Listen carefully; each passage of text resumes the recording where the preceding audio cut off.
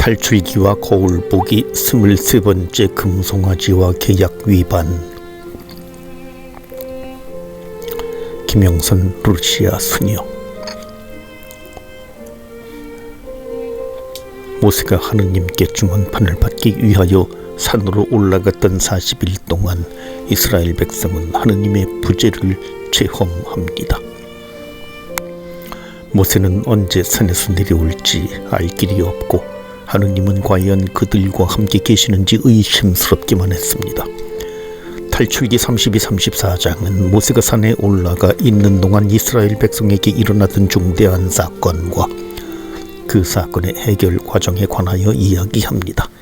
이번 달에는 금송아지 사건과 이 사건으로 일어난 하느님과 이스라엘 백성 사이의 위기를 언급하는 탈출기 32장을 다루고, 다음 달에는 손상된 하느님과 백성 사이의 관계 회복에 대하여 이야기하는 탈출기 33, 34장을 다루겠습니다.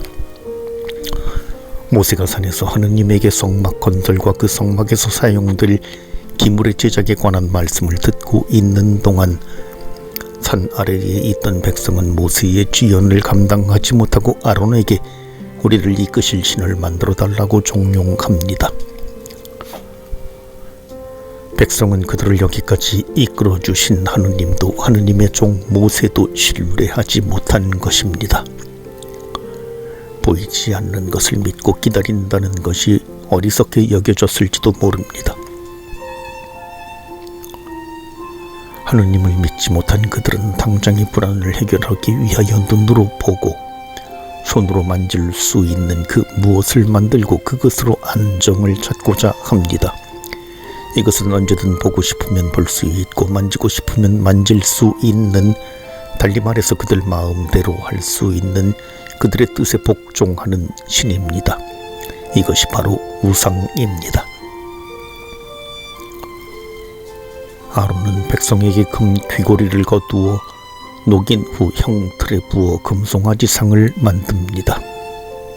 그러자 사람들은 그 금송아지 상을 보고 이스라엘아, 이분이 너를 이집트 땅에서 데리고 올라오신 너의 신이시다 하고 외쳤습니다. 백성이 만든 신상은 다른 신의 상이 아닙니다. 그들이 만들고자 하는 신은 그들을 이집트의 노예 사이에서 해방시켜 주신 분 곧 야훼 하느님이십니다. 이것은 하느님의 어떤 형상도 만들어서는 안 된다는 십계명의 규정을 명백히 위반한 것입니다. 그런데 아론은 이 상 앞에 제단을 쌓고 백성에게 내일 주님을 위한 축제를 지내자고 제안합니다. 다음날 아침 일찍 백성은 번제물과 친교 제물을 그 제단에다 바친 후 먹고 마시며 축제를 즐겼습니다. 하느님께서 보시기에 백성이 이러한 행위는 명백한 계약 위반이었습니다. 하느님께서는 모세에게 사건 전모를 말씀하시며 산을 내려가라고 재촉하십니다. 그리고 모세에게 내가 이집트에서 데려온 백성들이 타락하였으며 내가 명령한 길에서도 저리도 빨리 벗어났으니 그들을 없애고 너를 큰 민족으로 만들겠다고 말씀하십니다. 그러자 모세는 하느님의 진노를 가라앉히고자 애를 씁니다. 먼저 저 백성이 모세의 백성이 아니라 주님의 백성임을 상기시켜 드립니다. 그리고 주님의 명성과 성도들에게 하셨던 땅과 후손에 대한 약속을 생각하여 재앙을 거두어 주시기를 간청합니다. 하느님은 모세의 중재를 받아들여 백성을 전멸시키기 위해 내리려던 재앙을 거두십니다. 하지만 모세의 중재가 모든 문제를 없던 것으로 만들지는 못합니다. 백성 가운데 자리한 잘못을 제거하지 않고는 하느님과의 관계가 회복될 수 없기 때문입니다. 하느님께서 직접 새겨주신 두 개의 증언판을 들고 산 아래로 내려온 모세는 진영 가까이에 이르러 백성이 춤추는 모습과 금송아지 상을 보고 손에 들었던 돌판들을 깨버립니다. 금송아지 상을 만들므로써 백성은 계약을 위반하였고 그 결과 계약의 표지인 돌파는 무의미한 것이 되어버렸기 때문입니다. 모세는 이 심각한 계약 위반 행위를 바로잡기 위하여 4가지 조처를 취합니다. 먼저 금송아지 상을 파괴하고 이 모든 일의 책임자인 아론을 문책하며 금송아지 상을 만드는 데 가담한 이들을 처벌하고 손상된 하느님과의 관계를 회복하기 위해 애씁니다.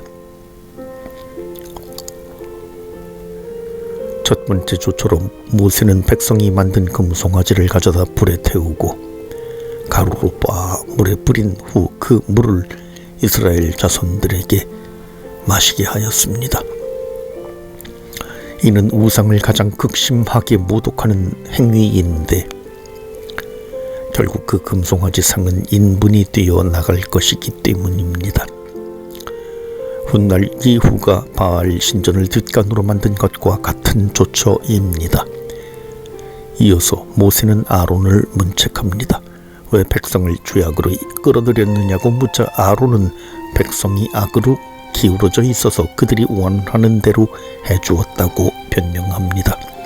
아론은 큰 잘못을 범하였음에도 불구하고 하느님의 처벌은 면하였으나 이 사건으로 인하여 그릇된 지도자라는 오명을 남기고 말았습니다. 백성에 대한 권한을 지닌 지도자라면 그 백성이 범한 잘못을 자신의 탓으로 돌릴 수 있어야 하는데도 아론은 그 책임을 지려 하지 않았습니다. 아론은 백성을 하느님께로 이끄는 대신 오히려 그들의 요구에 끌려다녔기 때문에 백성은 제멋대로 행동하였습니다. 이 때문에 모세는 주님의 편에 서기로 작정한 레위인들에게 제멋대로 날뛰는 백성을 처벌하게 하였고 그 결과 3,000명 정도가 죽게 되었습니다. 모세가 취한 마지막 조처는 하느님과의 관계를 회복하기 위한 것으로 이튿날 그는 하느님을 뵙기 위하여 다시 산으로 올라갑니다. 탈출기 32장의 거울에 비친 우리는 지금 어디에 있습니까? 금송아지를 만들고 있습니까? 그 앞에서 제사를 바칩니까? 아니면 모세와 함께 산 위에 있습니까?